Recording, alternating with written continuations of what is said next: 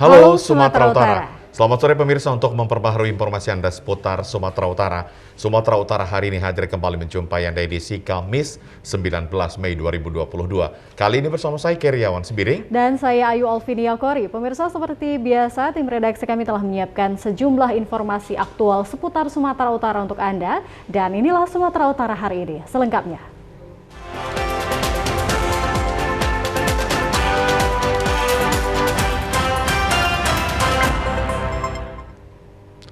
Pemirsa, level status Gunung Api Sinabung di Kabupaten Karo turun dari level 3 siaga menjadi level 2 waspada.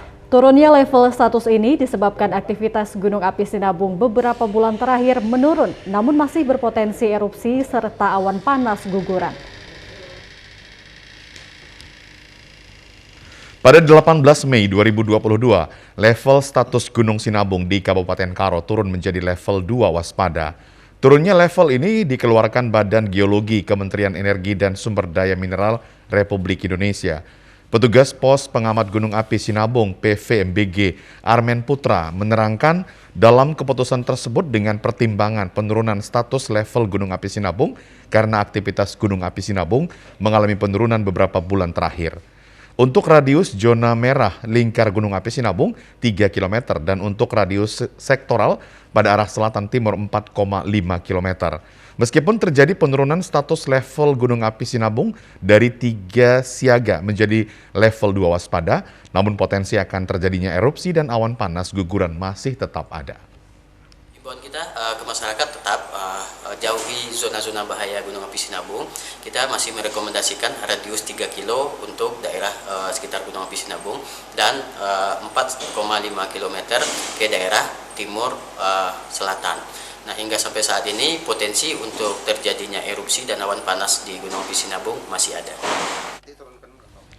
Masyarakat tetap dihimbau agar tidak beraktivitas di zona merah pada radius 3 km Gunung Api Sinabung dan sektoral radius 4,5 km pada arah selatan timur serta jalur laharan jika terjadi hujan. Kita ke informasi lain, pemirsa. Penyebaran penyakit mulut dan kuku atau PMK yang menjangkit hewan ternak sapi di Kabupaten Deli Serdang semakin meningkat. Dari sebelumnya 398 ekor, kini menjadi 430 ekor. Namun stok obat dan vitamin terbatas. Peternak sapi khawatir jika terus meningkat akan berpengaruh pada penjualan hewan kurban di Idul Adha 1443 Hijriah. Dinas Pertanian Kabupaten Deli Serdang bidang peternakan kini mengalami krisis obat dan vitamin untuk hewan ternak sapi yang terjangkit PMK. Untuk stok obat dan vitamin yang tersedia hanya tinggal 500 dosis. Diperhitungkan hanya dapat memenuhi kebutuhan selama 1 minggu ke depan. Populasi sapi di Kabupaten Deli Serdang sebanyak 103.874 ekor, terdiri dari sapi potong sebanyak 101.606 ekor, kerbau 1.240 ekor, dan sapi perah 1.028 ekor. Dengan jumlah itu, estimasi kebutuhan obat dan vitamin diperhitungkan sebanyak 10.000 dosis. Penyebaran PMK yang begitu cepat, mencapai 30 hingga 40% per harinya dari jumlah populasi hewan ternak, mengakibatkan Dinas Pertanian bidang peternakan menjadi kewalahan untuk mengatasinya. Populasi hewan ternak yang dibesarkan dengan cara dilepas liarkan atau diangon, seperti di perkebunan sawit ini, sangat cepat terjangkit PMK daripada sapi yang dibesarkan di kandang. Saat ini Dinas Pertanian bidang peternakan Kabupaten Deli Serdang sudah memberikan obat dan vitamin ke hewan ternak yang mengalami gejala berat dan sedang dengan cara penyuntikan. Kepala Bidang Peternakan Kabupaten Deli Serdang, Refli Sofyan, mengatakan saat ini pihaknya membutuhkan 10.000 dosis obat dan vitamin untuk dapat disuntikan ke hewan yang mengalami gejala suspek PMK, baik yang berat, sedang maupun ringan, agar tidak menular ke hewan ternak yang lain. 1 minggu ke depan mungkin stok obat kita kan habis. Jadi kami sangat memerlukan adanya tambahan obat-obatan, baik vitamin ataupun antihistamin dan disinfektan. Butuh berapa banyak Pak kira-kira? Kita membutuhkan kalau untuk obat-obatan minimal untuk 10.000 dosis. Seorang peternak sapi mengatakan selama beternak sapi belum pernah sapinya terjangkit PMK dan berharap kepada pemerintah untuk cepat mengatasinya agar tidak berdampak pada Hari Raya Kurban Idul Adha karena peserta kurban sudah memanjar sapinya. Merugikan lah Pak, karena kalau ada PMK, ternak-ternak kami yang untuk korban ini agak susah menjualnya gitu Pak. Bahkan tidak bisa dijual. Yang sudah dipesan seperti apa kondisinya Pak? Apa udah kena juga seperti apa? Ada juga Pak yang udah terkena, cuman segera diobati Pak. Harapan kami kepada pemerintah Pak agar adalah memberikan obat-obatan sekaligus vaksinasinya Pak.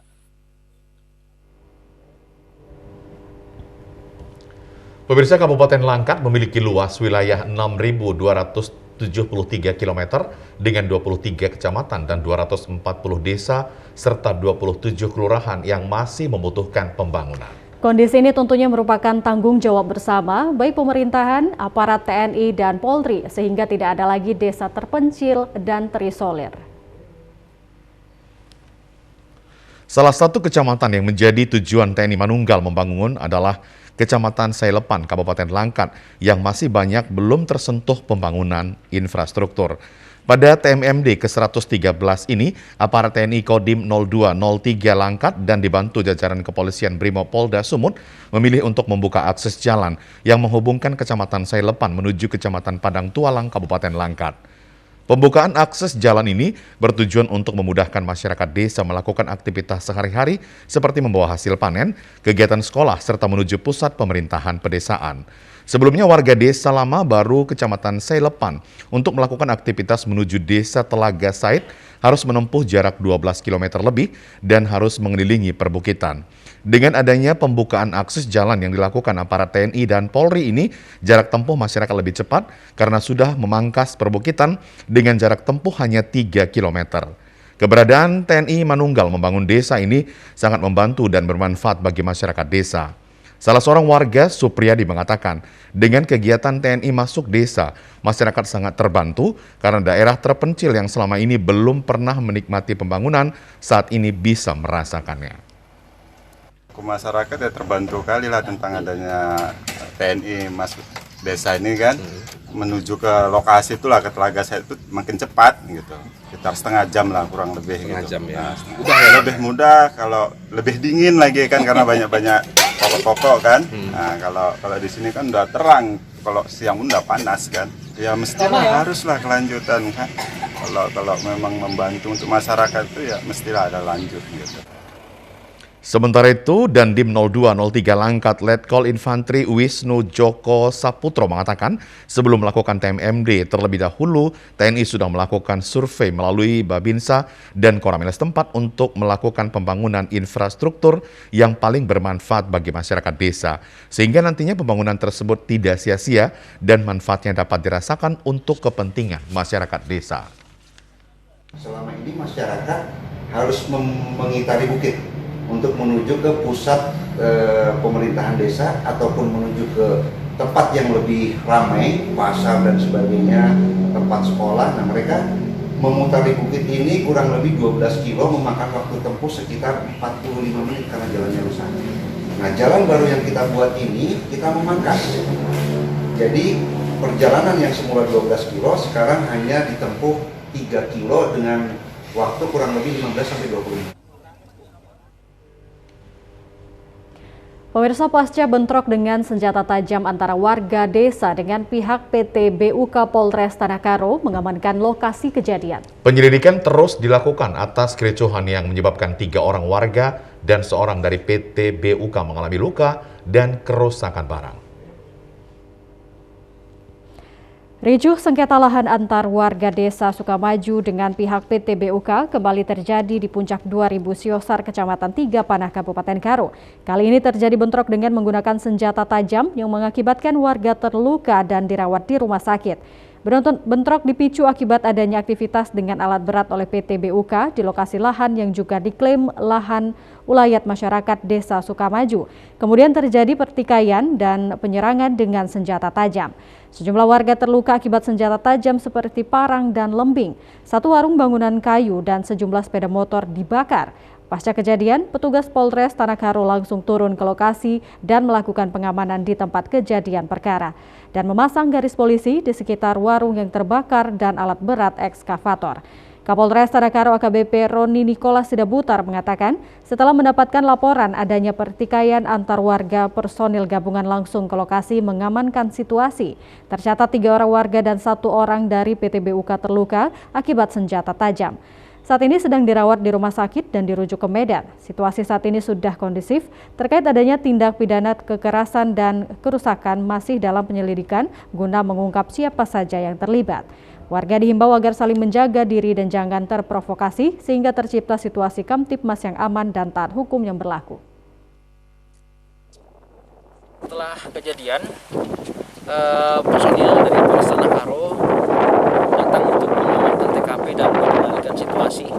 Sampai saat ini situasi di lokasi sudah kondusif. Kami menghimbau kepada para pihak untuk saling menahan diri agar tercipta situasi kamtipmas yang aman. Pemirsa, Komisi Pemilihan Umum bersama Badan Pengawas Pemilu Bawaslu Sumatera Utara dan tokoh agama siap bersinergi melakukan upaya pencegahan dalam politik identitas dan isu SARA pada pemilu 2024 mendatang. Upaya pencegahan tersebut sebagai wujud dalam menjaga persatuan dan kerukunan di masyarakat sebagai tujuan dalam persoalan politik, identitas, dan isu SARA di pemilu 2024. Sinergitas yang dibangun bersama KPU, Bawaslu, dan tokoh agama Sumatera Utara dibahas dalam diskusi publik mendapat antusias dari sejumlah elemen masyarakat di Kota Medan kemarin. Berbagai persoalan terjadi saat penyelenggaraan tahapan pemilu beberapa waktu lalu menjadi bahan perbincangan diskusi publik agar terwujudnya pesta demokrasi yang jujur dan adil. Sebagai narasumber, Wakil Rektor UINSU Nispul Hoiri menyatakan tokoh agama memiliki peranan garda terdepan dalam pencegahan isu SARA dan politik identitas pemilu 2024 mendatang. Dengan melibatkan unsur masyarakat, KPU dan Bawaslu Sumatera Utara untuk berkolaborasi melakukan program pengawasan maupun penindakan terhadap isu SARA dan politik identitas. Hal tersebut menjadi perhatian khusus dan menjadi bagian dalam membangun sistem peringatan dini di pemilu 2024. Kita melihat bahwa pemilu 2024 ini sangat rawan dengan politik identitas dan SARA. Karena di dalamnya tidak hanya kita memilih presiden dan wakil presiden, tapi juga DPR RI, DPD, dan DPRD baik provinsi maupun kabupaten kota. Oleh karenanya sekali lagi, Bawaslu mengajak peran serta masyarakat seluas-luasnya dalam rangka mengantisipasi kerawanan-kerawanan tersebut. Demikian. Soal isu SARA dan politik identitas ini kan rawan di masa kampanye. Kampanye kita itu dimulai di tanggal 14 Oktober 2023 sampai 10 Februari 2024. Nah, di situ ada kampanye yang akan dilakukan, di situ juga sangat rawan dengan hal-hal seperti ini. Ya, itu kan soal bagaimana mengajak masyarakat, itu kan sangat rawan nanti kalau misalnya digunakan politik identitas dan SARA ini. Upaya gerakan pencegahan isu SARA dan politik identitas melibatkan unsur masyarakat dengan penyelenggara pemilu diharapkan terwujudnya pesta demokrasi yang jujur dan adil. Kapolres Tapanuli Selatan AKP Semaradana Al-Haj melakukan peletakan batu pertama pembangunan IPAL serta ruang radiologi dan ruang jenazah di Rumah Sakit Bayangkara tingkat 4 Batang Toru, Tapanuli Selatan. Dengan dibangunnya ruangan ini dapat melayani masyarakat dengan lebih baik dibanding pelayanan kesehatan. Kapolres Tapanuli Selatan bersama pihak PT AR Batang Toru, Kadis PUPR Tapanuli Selatan dan Kepala Rumah Sakit Bayangkara melakukan peletakan batu pertama pembangunan ruang radiologi dan ruang jenazah serta IPAL di Desa Persariran Batang Toru, Tapanuli Selatan. Pihak kepolisian bersama pihak Rumah Sakit Bayangkara akan melakukan sosialisasi tentang jenis pelayanan yang tersedia, sehingga minat masyarakat untuk datang berobat semakin tinggi. Dibangunnya rumah sakit ini membawa dampak positif bagi masyarakat yang ada di 5 kecamatan diantaranya Angkola Sangkunur, Angkola Barat Muara Batang Toru, dan Marancar. Diharapkan pelayanan kesehatan akan semakin meningkat karena posisi Rumah Sakit Bayangkara lebih dekat dan memudahkan masyarakat untuk check up ataupun rawat inap. Sebelumnya Rumah Sakit Bayangkara ini telah diresmikan Kapolda Sumut Irjen Pol Pancaputra Simanjuntak pada Maret lalu. Batu pertama pembangunan IPAL, instalasi pengelolaan air limbah, kemudian ruang radiologi dan ruang jenazah, di mana bangunan-bangunan tersebut sangat penting untuk operasional daripada Rumah Sakit Bayangkara tingkat 4 Batang Toru ini. Dengan adanya pembangunan IPAL, radiologi, dan ruang jenazah itu berfungsi sebagai penunjang diagnostik. Kita harapkan ke depan kita bisa meningkatkan lagi pelayanan karena memang kita sudah punya kamar operasi, tapi berkaitan dengan limbah, ya inilah IPAL inilah nantinya akan menjadi penunjang dari operasional rumah sakit ini. Dengan dibangunnya ruang jenazah dan radiologi serta IPAL akan memudahkan masyarakat sekitar untuk mendapatkan pelayanan pemeriksaan kesehatan dengan lebih baik. Ya, pemirsa, informasi aktual lainnya akan kami hadirkan sesaat lagi. Tetaplah bersama kami di Sumatera Utara hari ini.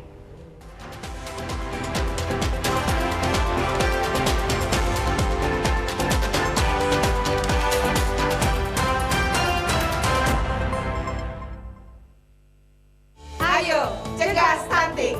Kunjungi bidan andalan Anda untuk merencanakan dan mengatur jarak kehamilan untuk tumbuh kembang buah hati yang optimal. Cegah stunting itu penting melalui perencanaan keluarga. Khawatir ber-KB, tunda kehamilan dan raih cita-cita dengan Andalan FE. Andalan laktasi untuk ibu menyusui. Ber-KB itu mudah. Andalan pilihan perempuan Indonesia.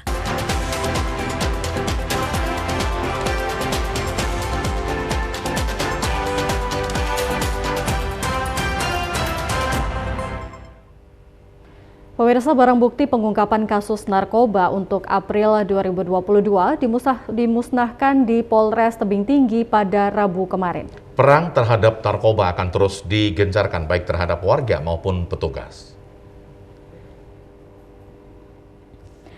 Pemusnahan barang bukti ini dilakukan di ruang tunggu Sat Narkoba Polres Tebing Tinggi dengan memusnahkan sebanyak 2 kg lebih sabu di hadapan para tersangka. Pemusnahan dilakukan dengan cara direbus, selanjutnya dibuang ke saluran toilet yang menuju safety tank.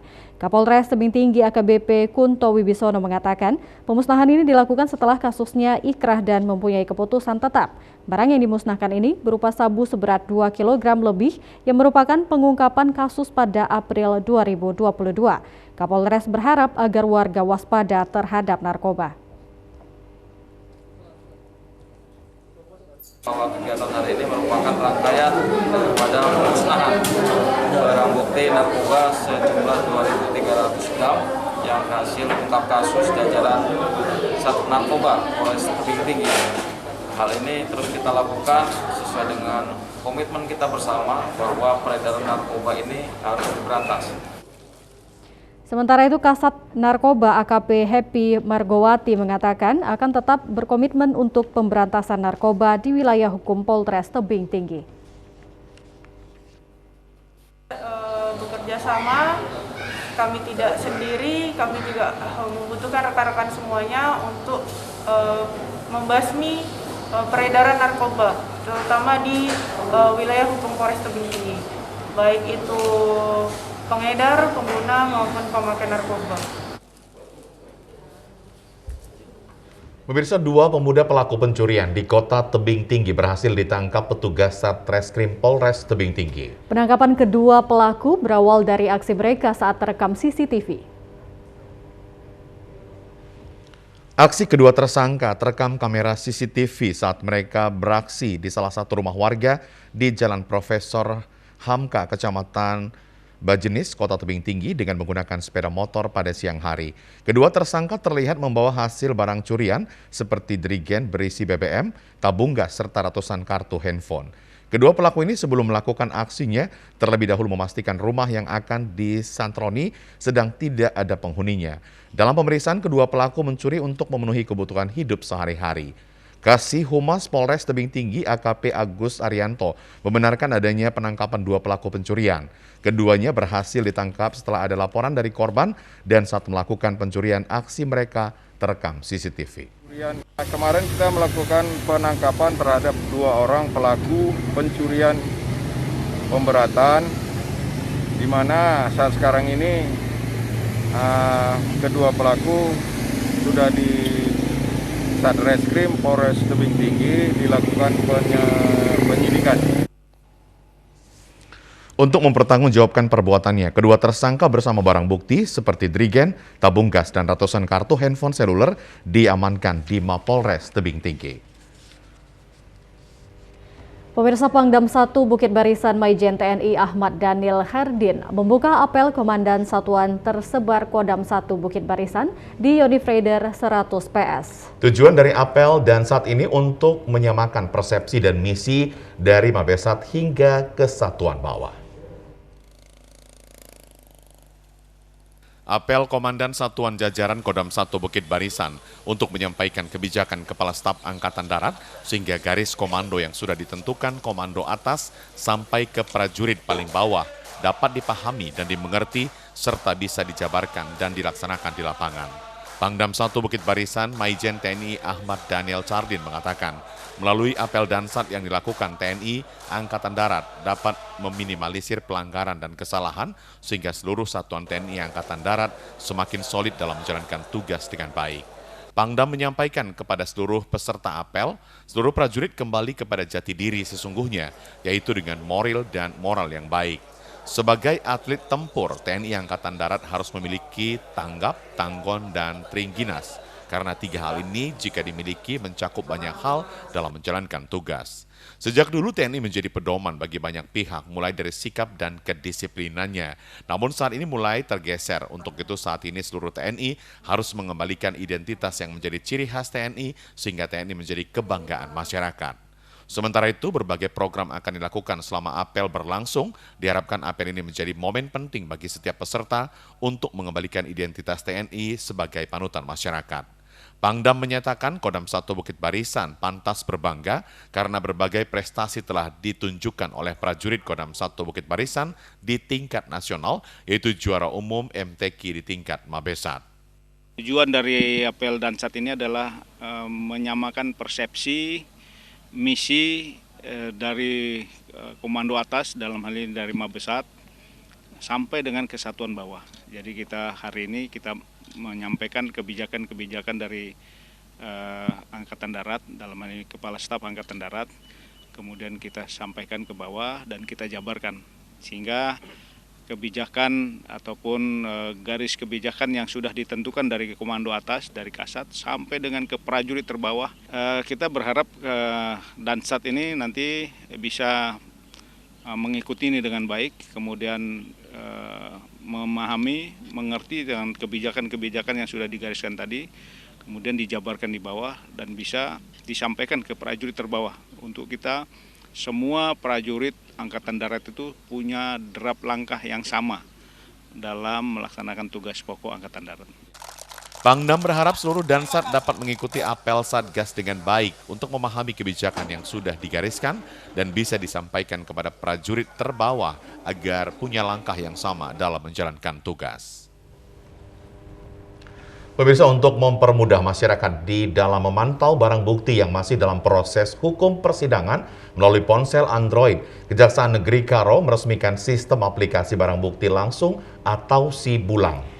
Melalui aplikasi ini, masyarakat dapat terbantu melihat dan memantau perkembangan barang bukti miliknya tanpa harus datang ke kantor kejaksaan. Kejaksaan Negeri Karo meresmikan aplikasi berbasis teknologi, yakni sistem aplikasi barang bukti langsung atau SIBulang. Aplikasi di Android ini untuk mempermudah masyarakat dalam memantau perkembangan barang bukti miliknya yang masih dalam proses persidangan di pengadilan negeri ataupun dalam proses lelang. Selain memantau perkembangan barang bukti selama proses persidangan, aplikasi ini juga dapat menghindari kerugian pada pihak ketiga atas barang bukti yang masih dalam penyelidikan. Aplikasi dapat di-download pada Play Store. Pengantaran barang bukti gratis, Kajari Karo Fajar Caputra menjelaskan banyak ditemukan kasus tindak pidana yang menggunakan alat bukti dari pihak ketiga, sehingga pada saat putusan akhir persidangan banyak barang bukti yang diputus disita dan dirampas oleh negara dan putusan ini merugikan pihak ketiga. Pada aplikasi ini juga masyarakat dapat mengajukan permohonan barang bukti yang sudah selesai dalam persidangan, dijemput atau diantar langsung ke tempat pemilik tanpa harus datang ke pengadilan atau kejaksaan.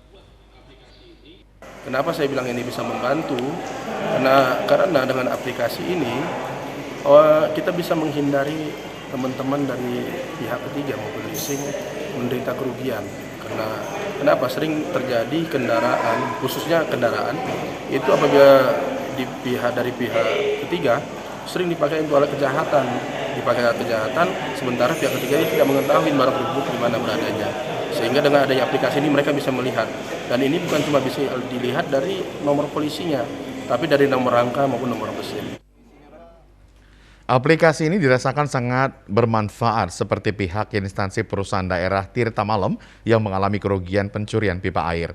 Pihaknya dapat memantau barang bukti pipa air melalui aplikasi sejauh mana perkembangan proses hukum persidangan. Dengan aplikasi Sibulang dapat meminta agar barang bukti tersebut langsung diantar ke tempatnya. Ya, aplikasi ini mempermudah kami sebagai masyarakat ya. Jadi tadi saya sudah coba pakai aplikasinya. Lalu saya bisa mencari berdasarkan barang bukti saya, dan kemudian sesudah masuk saya bisa melihat beberapa detail dan termasuk foto terakhir kondisi barang kami yang berada di lokasi penyimpanan barang bukti.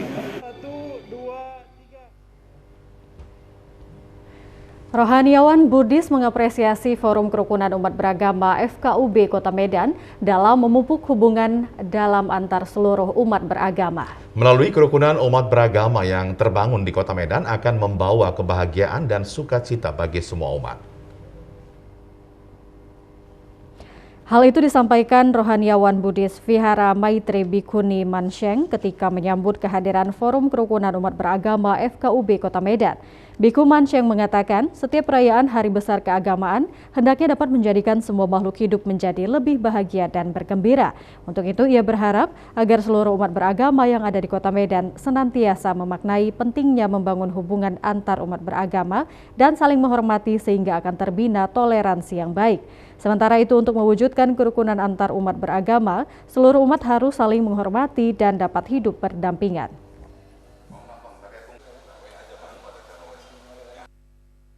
Kerukunan beragama di Kota Medan dan khususnya di Sumatera Utara. Jadi ini adalah momen yang sangat bagus sekali karena ini kan dalam hari suci Waisak, Trisuci Waisak. Dan terima kasih atas kunjungan FKUB, Forum Kerukunan Umat Beragama, dan juga semua agama yang berada di naungan FKUB bisa hidup rukun, damai, dan sejahtera. Dan juga terima kasih kepada representatif dari agama Buddha. Mereka punya keinginan, misalnya berhati yang baik, berbicara yang benar, dan berbuat yang bermanfaat, dan juga yang lain-lainnya. Di sini kami mengucapkan terima kasih kepada seluruh donatur, sumbangsi, devotees, followers, dan juga Dhamma Protector yang mendukung kami punya kebaktian, aktivitas. Ketua Walubi Sumut Brilian Mokhtar mengatakan toleransi umat beragama menjadi tanggung jawab semua umat beragama.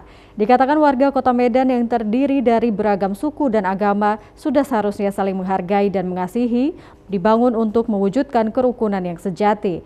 Brilian Mokhtar mengaku sebagai umat Buddha dalam momen perayaan Waisak, umat Buddha harus terus berusaha untuk menjadikan agar seluruh makhluk hidup dapat hidup tenang dan berbahagia. Ia juga berharap agar FKUB Kota Medan dapat merajut hubungan antar seluruh umat beragama sehingga toleransi beragama menjadi harapan semua umat beragama. Kita wujudkan itu moderasi, kita wujudkan toleransi dalam wujud nyata yang tidak hanya berteori-teori. Terima kasih Bapak Ilyas dan semua rombongan dari FKUB Kota Medan bahwa inilah menjadi kerinduan kita bersama. Sama hal juga pada saat Idul Fitri, nanti halal bihalal, pada saat Natal nanti kita saling bersilaturahmi dan saling membantu. Jadi tema Waisak kita kali ini adalah mewujudkan kebijaksanaan menuju kebahagiaan sejati. Nah, inilah yang kita harapkan. Sejatinya bangsa Indonesia itu sudah kita cantumkan ya di dalam Pancasila, yaitu kita Bhinneka Tunggal Ika. Kita wujudkan, dan dari zaman dulu memang bangsa ini sudah beraneka ragam dan sudah beraneka agama, bukan suku bangsa, bukan bahasa, bukan etnis saja, dan ini ada kekuatan bangsa Indonesia. 3-2. Pemirsa, Forum Kerukunan Umat Beragama FKUB Kota Medan berkunjung ke Vihara Pubarama Budi Center Marelan dalam rangka memelihara hubungan antara umat beragama. Kunjungan sejumlah pengurus FKUB Kota Medan ke Vihara Buddhis merupakan bagian dari upaya peningkatan toleransi antar umat beragama. Pengurus FKUB yang datang ke Pubarama Budi Center Marelan, Ketua FKUB Medan Ilyas, pengurus agama Konghucu James, pengurus agama Hindu Kalidasen, pengurus agama Hindu Buddha Ridwan, dan pengurus agama Kristen Pendeta Erwin Tambunan. Pengurus Forum Kerukunan Umat Beragama ke Vihara Budi Center disambut oleh Bante dan para anggota di Pendopo Budi Center. Pengurus FKUB dan para Bante membicarakan berbagai hal terkait aktivitas yang dilakukan dalam rangka Hari Raya Waisak, baik sebelum dan sesudah perayaan. Ketua FKUB Kota Medan Ilyas mengatakan Forum Kerukunan Umat Beragama memiliki tugas dan tanggung jawab untuk memelihara hubungan antara umat beragama, mengingat Kota Medan adalah daerah yang multi etnis dan agama. Itu kan kebutuhan kita, dan kerukunan itu bukan barang jadi. Kerukunan itu perlu kita ciptakan dan perlu kita rawat. Apabila kita semua umat beragama yang multikultural di Kota Medan ini mampu memahami kepentingan kerukunan itu dan perlu kita rawat kerukunan itu, sehingga kalau Medan ini rukun, damai, nyaman, ya berkah Tuhan akan turun seperti visi misinya Wali Kota Medan, Medan Berkah kan. Medan Berkah itu tidak bisa begitu saya membalikkan telapak tangan, tapi perlu dirawat. Jadi kalau kita tenang, aman, nyaman, tokoh-tokoh agama perlu menyampaikan kepada umatnya ketenangan. Apalagi rumah ibadah itu kan tempat orang mencari ketenangan. Makanya orang-orang di rumah ibadah itu, tokoh-tokoh agama perlu menciptakan ketenangan. Bante Agacito mengatakan atas nama keluarga besar Budi Center dan Sangga Agung Indonesia sangat senang atas kunjungan yang dilakukan FKUB Medan dalam momen perayaan Waisak. Dikatakan kunjungan ini merupakan upaya merajut kasih karena FKUB sebagai himpunan perkumpulan dari semua perwakilan agama yang ada di Kota Medan.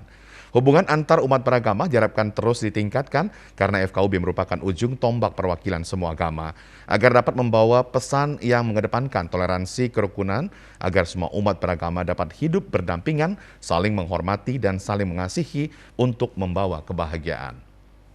Momen Waisak, nah hal ini tentunya sesuatu yang menggembirakan bagi kami dan ini satu upaya juga untuk merajut kasih ya, karena kita ketahui FKUB itu adalah kumpulan himpunan dari semua perwakilan agama-agama, sehingga dalam momen Waisak ini ada silaturahmi yang demikian ini tentunya akan membawa warna tersendiri dan aura yang positif tentunya untuk memperkuat kerukunan, keharmonisan ya terhadap semua agama yang dimana mengedepankan toleransi, kerukunan, ya harapan agar semua hidup berdampingan, semua bisa saling menghormati, saling mengasihi, dan tentunya jika hal tersebut dapat diwujudkan bersama-sama akan bawa kebahagiaan.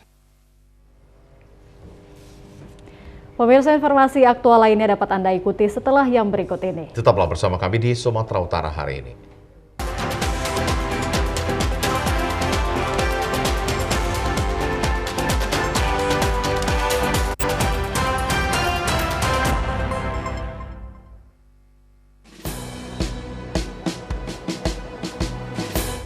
Jalani hari dengan 3 wajib, wajib iman, wajib aman, wajib imun, berolahraga, riang gembira,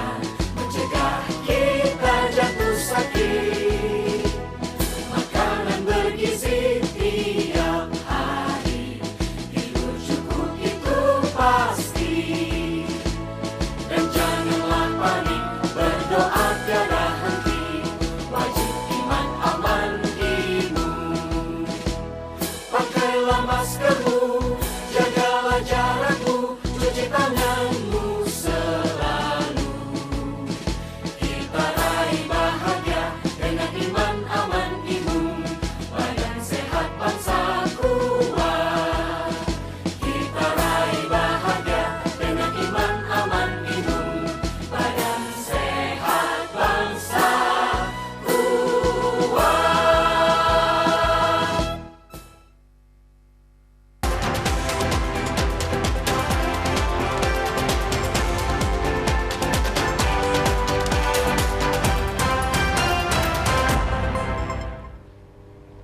Pemirsa, untuk meningkatkan silaturahmi antar karyawan beserta jajaran di lingkungan TVRI Sumatera Utara, mengadakan acara halal bihalal di Studio 2 TVRI Sumut pagi tadi. Melalui halal bihalal ini diharapkan dapat membangun sinergi, menjadikan TVRI sebagai TV publik yang memberikan tontonan yang mendidik dan bermanfaat di tengah masyarakat. Halal bihalal diawali dengan pembacaan ayat suci Al-Quran dan dilanjutkan dengan penyampaian kata sambutan oleh Kepala Stasiun TVRI Sumatera Utara. Kepsta TVRI Sumut Tahrijal mengatakan setelah 2 tahun pandemi COVID-19, dirinya bersyukur dapat kembali melaksanakan kegiatan halal bihalal dengan para karyawan dan staf. Kegiatan ini diadakan dengan penuh hikmat, namun tetap menerapkan protokol kesehatan meski COVID-19 sudah melandai di tanah air. Kepsta TVRI Sumut Tahrijal menambahkan, halal bihalal ini bertujuan untuk meningkatkan tali silaturahmi dan persaudaraan antara seluruh karyawan dan staf di TVRI Sumatera Utara. Melandainya COVID-19 di Sumatera Utara, diharapkan para karyawan dan staf TVRI Sumut dapat memberikan kontribusi yang maksimal untuk menjadikan TVRI Sumatera Utara tontonan favorit masyarakat Sumatera Utara. Dengan adanya halal bihalal ini, kita menjaga kebersamaan, persaudaraan yang selama ini kan sudah berapa tahun yang tidak kita lakukan. Tujuannya ya untuk sinergi, kedepannya TVRI bisa menjadi lebih baik. Seluruh Indonesia. Sementara itu, Al-Ustadz Latif Khan dalam tausiahnya mengatakan, adapun indikator manusia fitrah dalam perayaan Idul Fitri, yakni manusia yang selalu mengingat keberadaan Allah pada setiap aktivitasnya. Dengan begitu manusia akan mendapatkan kebahagiaan dan titik nyaman di hatinya. Kebahagiaan dan titik nyaman manusia terfokus ketika bersama kedua orang tua dalam setiap kegiatan yang dilakukan. Oleh karena itu, untuk mencapai kebahagiaan hakiki di hati manusia, selalu mengingat Allah Subhanahu wa Ta'ala. Sebagaimana saya sampaikan bahwa Idul Fitri itu bermakna kita pulang kepada posisi asli kita di hadapan Tuhan, yaitu kita hamba Allah. Hamba Allah ini bukan sekedar kita menyerah, pasrah, tawakal, tapi juga menjalankan peran. Jadi tugas pertama kita sebagai hamba Allah itu khalifahnya. Tugas utama sebagai khalifah Allah yaitu memakmurkan bumi Allah. Ciri bahwa seorang itu menyadari diri bahwa dia adalah hamba Allah, dia menjalankan peran dia sebagai khalifah, memakmurkan bumi Allah, menggunakan semua potensi yang Allah gunakan. Allah berikan untuk kemudian dia dedikasikan, memberikan kontribusi positif bagi kehidupan kemanusiaan tentunya. Pemirsa, pengurus Satuan Wartawan Indonesia Sumatera Utara bersama e-Troopers mengadakan acara halal bihalal dan silaturahmi Hari Raya Idul Fitri 1443 Hijriah kemarin. Acara halal bihalal dan silaturahmi yang diselenggarakan di halaman kantor PWI Jalan Parada Harahap ditandai dengan pemberian penghargaan Presscard Number 1. Penyerahan penghargaan diserahkan Ketua PWI Sumatera Utara Varianda Putra Sinik kepada 2 tokoh pers Sumatera Utara, yaitu pemimpin harian analisa Supandi Kusuma dan pemimpin harian Waspada Prabudi Said. Hadir pada acara halal bihalal mewakili Gubernur Sumatera Utara, Kapoldasu, Kejaksaan Tinggi, serta tokoh wanita Sumatera Utara Bunda Indah. Menurut Ketua PWI Sumatera Utara Varianda Putra Sinik, pemberian Presscard Number 1 merupakan penghargaan terhormat dari PWI Pusat. Sehubungan dengan itu, pengurus PWI Sumatera Utara berharap kepada tokoh pers, pemilik media, organisasi pers, dan wartawan mendukung dan sekaligus memajukan keberadaan PWI Sumatera Utara.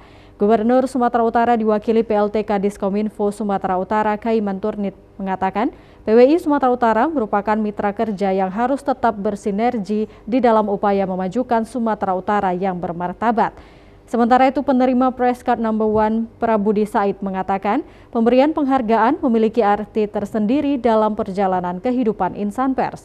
Penghargaan itu tidak saja membanggakan, tetapi lebih mempererat hubungan silaturahmi antara anak yang selama ini berteman baik dengan almarhum Ibrahim Sinik, orang tua Ketua PWI Sumatera Utara saat ini. Baik Prabudi Said maupun Supandi Kusuma berjanji mendukung penuh organisasi PWI Sumut dengan harapan PWI Sumut akan lebih baik lagi sehingga eksistensinya dirasakan semua golongan masyarakat. Saya merasa bahwasanya Ketua Mariana Putra Sinik ini ingin melanjutkan silaturahmi persahabatan yang pernah terjalin di antara orang tuanya. Jadi dulu saya pada tahun 81 seperti pernah dilihat, Ibrahim Sinik ini pernah jadi Ketua PWI Sumatera Utara. Dan saya sendiri adalah Prabudi Said bendahara. Jadi beliau sekarang Mariana itu ingin melanjutkan silaturahmi dengan kawan baik ayahnya itu ya saya dan juga Pak Supandi Kusuma dari Mariana Malaysia. Pemirsa, Majelis Ulama Indonesia MUI Kabupaten Toba merupakan wadah umat muslim di daerah yang minoritas. Berakhirnya periode kepengurusan lama MUI Kabupaten Toba kembali melaksanakan musyawarah daerah Musda ke-5 tahun 2022 bertempat di Jalan Balige, Parparean 2, Kecamatan Porsea, Kabupaten Toba. Musda kelima Majelis Ulama Indonesia MUI tahun 2022 untuk kepengurusan periode 2022-2027 yang dihadiri Ketua Umum MUI Provinsi Sumatera Utara Dr. Manatua Simanjuntak, Wakil Ketua Umum MUI Sumatera Utara Arso, dan Haji Asmuni, beserta para ulama dan tokoh muslim Kabupaten Toba berlangsung sederhana dan tertib. Ketua Umum MUI Sumatera Utara Maratua Simanjuntak mengatakan harus diakui kepengurusan MUI di Kabupaten Toba, khususnya di daerah kawasan Danau Toba, rata-rata kepengurusannya sangat minim dari bantuan para pengusaha, terutama perhatian dari pemerintah setempat. Maratua juga menjelaskan karena itu pengurus MUI yang ada di kawasan Danau Toba agar berbuat sesuai dengan kemampuan dan aturan yang berlaku dan juga menjaga jati diri dan kemandirian dalam melaksanakan tugas-tugas. Melalui musda ini, Maratua berharap kepengurusan yang baru agar lebih baik lagi dan menyempurnakan tugas-tugas sebelumnya. Kita akan berupaya di tengah-tengah umat. Apakah umat yang mayoritas, minoritas? Kita menggunakan istilah Islam wasatiyah. Islam yang dapat dilakukan berbarengan dengan siapa saja pun. Ajaran Islam yang tidak akan miring ke kanan dan tidak miring ke kiri. Tetapi kita berada di tengah-tengah, dan dengan demikian akan bisa insya Allah diterima oleh masyarakat budaya yang ada di khususnya di Sumatera Utara. Ketua Umum MUI Kabupaten Toba Johari Effendi Samosir mengatakan musda kelima MUI Kabupaten Toba tahun 2022 bertemakan meneguhkan Islam, Wasatiyah, Himayatul Ummah, mendapat perlindungan dari Allah Subhanahu wa Ta'ala, hasilnya bisa bermanfaat bagi masyarakat Kabupaten Toba. Johari Effendi menjelaskan perhatian dari pemerintah Kabupaten Toba di masa periode kepengurusan MUI yang lama. Hingga sejauh ini masih positif sesuai dengan kemampuan pemerintah daerah dalam mendukung semua kegiatan MUI Kabupaten Toba. Kiranya kerjasama yang sudah baik dengan pemerintah Kabupaten Toba, demikian juga masyarakat pada umumnya, bahwa dalam peningkatan kerukunan umat beragama tetap dijalin untuk demi kemaslahatan umat dan demikian juga demi kemajuan yaitu Kabupaten Toba. Pemirsa, masyarakat Samosir pada umumnya banyak memanfaatkan perairan Danau Toba sebagai tempat untuk mengais rezeki dalam menyambung hidup sehari-hari. Seperti di Desa Cinta Damai, Kecamatan Simanindo, Kabupaten Samosir, warga memanfaatkan Danau Toba dengan berburu udang, lobster, air tawar. Warga berburu udang lobster dengan menggunakan potongan kelapa sebagai umpan makanan. Dengan menggunakan perahu mesin sederhana, warga menuju Danau Toba sejak pagi hari. Terlihat warga membawa bubu alat berburu udang lobster yang ditempatkan pada 20 lokasi perairan Danau Toba. Dengan membawa potongan daging kelapa yang sudah dibelah berukuran kecil ini, warga menggunakannya sebagai umpan udang lobster air tawar di Danau Toba. Berburu udang lobster ini cukup menguji nyali dengan mengandalkan perahu mesin yang sederhana.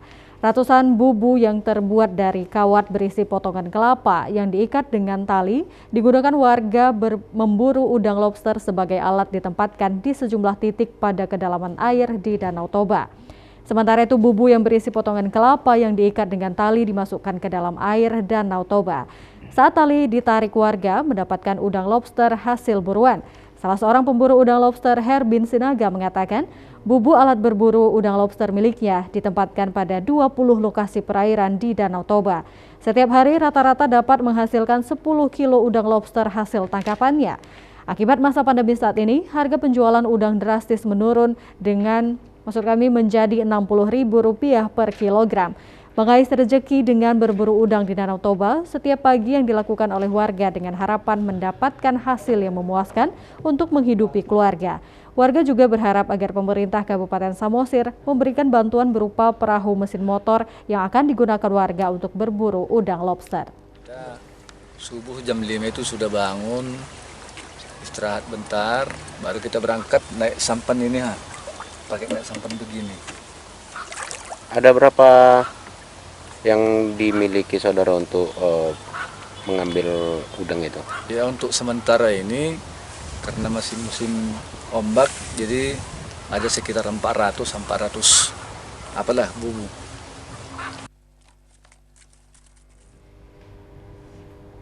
Pemirsa, kelompok pemuda kreatif yang tergabung dalam Naposo Nauli Bulung di Kabupaten Tapanuli Selatan berhasil menciptakan usaha yang menjanjikan. Para pemuda ini mengolah bambu dan barang bekas lainnya menjadi barang berseni dan bernilai tinggi. Kelompok pemuda kreatif yang tergabung dalam Naposo Nauli Bulung Kehuriaan Muara Tais Kabupaten Tapanuli Selatan ini setiap harinya berkumpul untuk membuat beragam hiasan. Dengan memanfaatkan bambu lem dan barang bekas lainnya, para pemuda ini berhasil membuat hiasan yang memberi keuntungan secara finansial. Awalnya mereka hanya mencoba-coba karena banyak waktu luang di masa pandemi COVID-19. Namun siapa sangka hasil kerja keras mereka membuat beragam hiasan seperti tempat tisu dari bambu, tas jinjing atau kadangan anyaman, miniatur kapal hingga kalender Batak Angkola ternyata mampu menarik perhatian pembeli. Dengan harga mulai Rp50.000 hingga Rp100.000, kreasi pemuda ini laris manis di pasaran. Mereka berharap mampu meraup keuntungan ratusan ribu rupiah setiap minggunya. Untuk pembinaan dan pemasaran, para pemuda Naposo Nauli Bulung dibimbing pemuda Naposo Nauli Muara Tais Zulkarnain Dalimunte. Tentang pembinaan Naposo dan Nauli Bulung di Hakuriaan Muara Tais, ini kami sedang giat-giatnya melaksanakan berbagai kegiatan dalam masa pandemi seperti ini agar semangat kebersamaan dalam wilayah adat Dalian Natolu di Bondul Naupat tetap tidak tergerus dari berbagai hal-hal budaya positif negatif yang datang dari luar, baik yang datang dari Hakuriaan sendiri.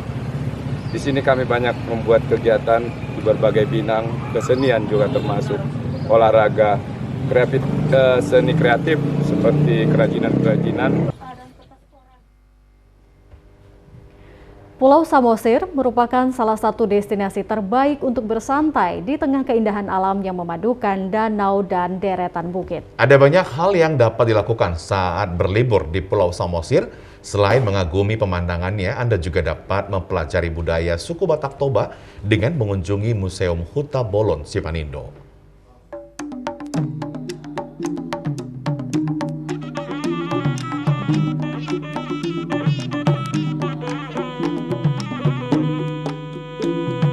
Museum Huta Bolon Simanindo terletak di sisi utara Pulau Samosir atau lebih tepatnya di Jalan Pelabuhan Simanindo, Desa Simanindo Sangkal.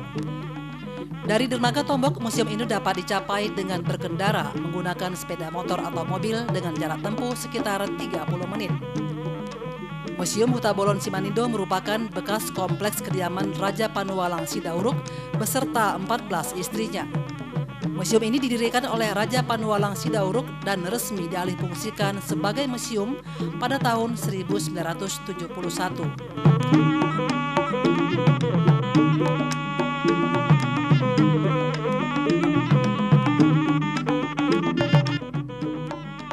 Saat memasuki Museum Huta Bolon Simanindo, kita akan dibawa ke masa lampau.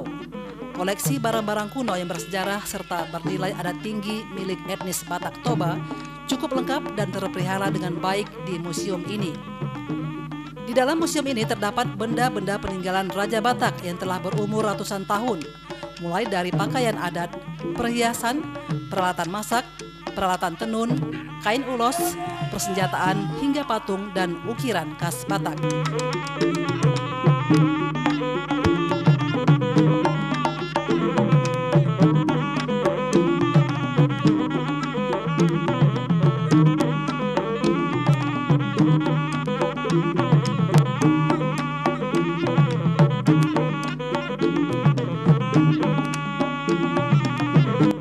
Museum ini sudah dijadikan cagar budaya dan pernah dikunjungi oleh Ratu Juliana dan Raja Benhard dari Belanda pada 8 Juni 1982. Di depan museum juga terdapat beberapa makam dari orang-orang terdahulu suku Batak, sehingga semakin menambah kesan masa lampau pada etnis Batak Toba.